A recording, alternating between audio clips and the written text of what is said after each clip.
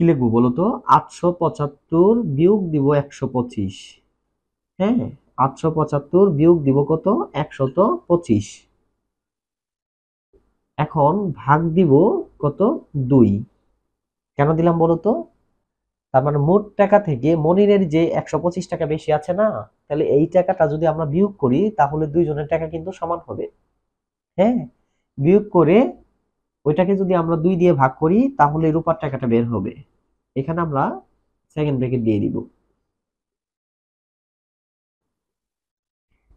এখন 875 থেকে 125 বাদ দিলে কত হয়? 5 5 মিলে গেল 0। 5 750 টাকা। কত টাকা থাকে? ভাগ দিব 2। তাহলে 750-কে আমরা 2 দিয়ে যদি ভাগ করি কত বের হয়? 375 টাকা বের হয়। তাহলে 375 টাকা কার বের হলো এটা বলো তো? রূপার টাকাটা বের হলো।